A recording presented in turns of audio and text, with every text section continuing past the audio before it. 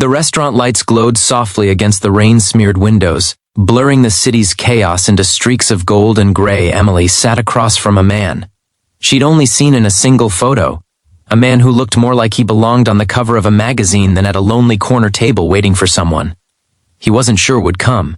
His hands were clasped, his watch glinting faintly under the light, and when their eyes met, she saw something there she didn't expect.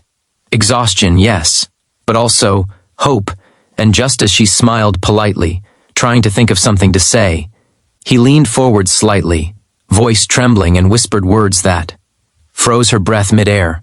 "Please stay.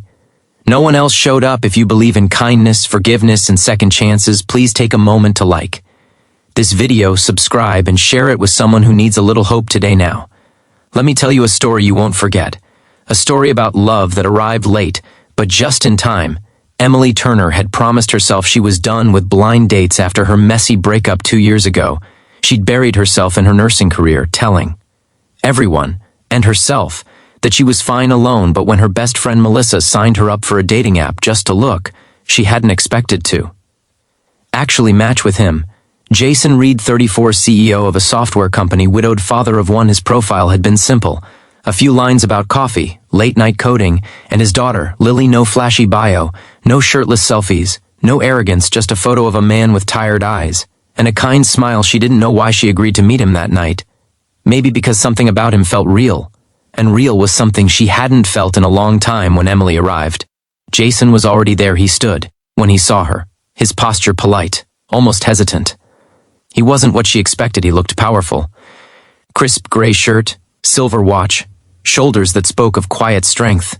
Yet there was a softness in the way he looked at her, like he was afraid she'd vanish for the first few minutes. Their conversation was awkward. The kind of silence that feels heavier because both people want to fill it but don't know how. And then, just as Emily reached for her glass of water, she noticed his hands trembling slightly. He whispered the words again, quieter. This time, like an echo of pain he couldn't hide. "Please stay." No one else showed up. Her heart twisted. He wasn't just talking about tonight. Jason had lost his wife, Claire, 3 years earlier to a car accident. She was the love of his life, his college sweetheart, his anchor in a world that never slowed down after her death. He'd become a ghost in his own success, running his company by day, pretending to be composed and breaking down in the silence of his empty home at night. He had a daughter, 6-year-old Lily, who had her mother's smile but her father's eyes that were tired of asking.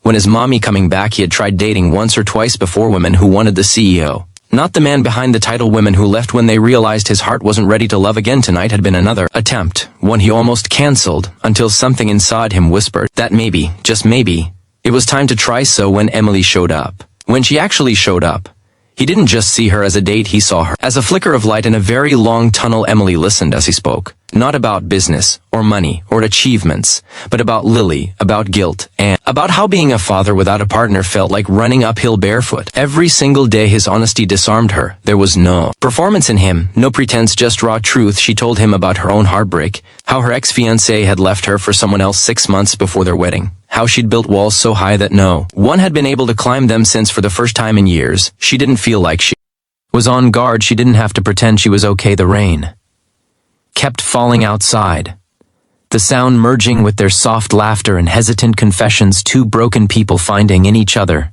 something they hadn't expected. Understanding when the waiter brought the check, Jason reached for it automatically. But Emily stopped him. "Let me," she said with a small smile. "It's been a long time since someone told me their truth that deserves dinner." He looked at her for a long moment, as if memorizing her face, then nodded. That night, as they stood outside under the awning, Jason hesitated. "Thank you for staying," he said, softly. "You didn't have to." She smiled. "Maybe I did." And with that, she walked into the rain, leaving him standing there, watching her disappear down the street, unaware that something had shifted inside him. Over the next few weeks, their connection grew quietly. Texts turned into calls into late night walks, and soon, Emily found herself spending weekends at Jason's house, where laughter slowly replaced silence. Lily, shy at first, grew attached to her, bringing her crayon drawings and insisting she sit beside her during breakfast. One Sunday morning, while Emily helped Lily make pancakes, Jason leaned against the doorway. Watching the sight did something to him, something he hadn't let himself feel in years. Hope, But with hope came fear because love, for Jason, was a wound still healing. He was terrified that letting someone in again would mean losing them too, and for Emily, love meant vulnerability, the one thing she swore she'd never risk again. One evening, when the sunset painted the sky in muted golds, Emily found Jason in his study, staring at a framed photo of Claire. He looked distant, his eyes glassy. "Sometimes I still hear her voice," he whispered. "I feel guilty for smiling again." Emily didn't speak, she just walked over and took his hand. "Love doesn't replace love, Jason," she said softly. "It expands." Tears fell. Silently, his and hers from that day. They began healing together, slowly, imperfectly. Months passed, their relationship deepened. But the outside world wasn't as kind. Rumors spread in Jason's company, whispers about the CEO moving on too fast.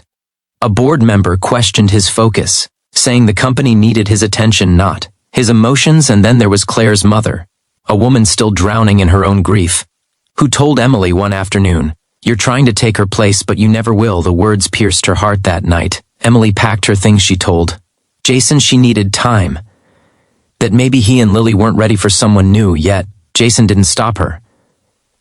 He just stood there, silent, watching her walk away. Again, just like the rain-soaked night they first met, only this time, it hurt more. Days turned into weeks. Jason buried himself in work, but nothing filled the emptiness.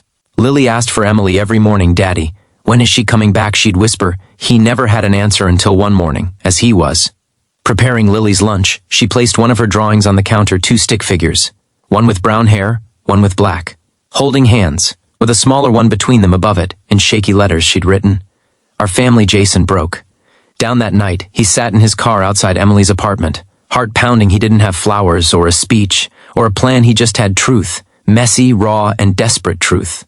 When Emily opened the door, her eyes widened in surprise. He looked exhausted, like a man who hadn't slept in days. "I know I hurt you," he began, voice shaking. "I let my fear speak louder than my heart. But Emily, you didn't just show up for me that night. You showed up for Lily, for the part of me that stopped believing life could be beautiful again. Please, stay." No one else ever did. And before she could reply, he took her hand and placed it against his heart. "It's yours if you still want it." Emily's eyes filled with tears. She didn't say anything. She didn't need to. She just stepped forward and held him, the kind of embrace that said, "I'm home." Months later, on a warm spring afternoon, Jason and Emily sat in that same restaurant where they'd first met. This time, Lily sat beside them, drawing on a napkin, while they watched her with quiet smiles. The waiter brought over a small vase with fresh flowers, just like the one from that first night. Jason reached across the table, took Emily's hand, and whispered, "You stayed." She squeezed his fingers. "You finally let me outside." The city buzzed with life. People rushing, cars honking, rain clouds parting to reveal a sliver of sunlight inside. 3 people sat together, hearts stitched back piece by piece. Proof that love doesn't always arrive when you expect it, but when it does, it can heal even the deepest scars. If this story touched your heart, please like, share, and subscribe. And remember, sometimes the smallest act of kindness, like choosing to stay, can change someone's whole world. Special request: comment below with one word that describes what love after loss means to you, because maybe, just maybe, your word will remind someone out there that second chances are real, and that sometimes all it takes is someone willing to stay.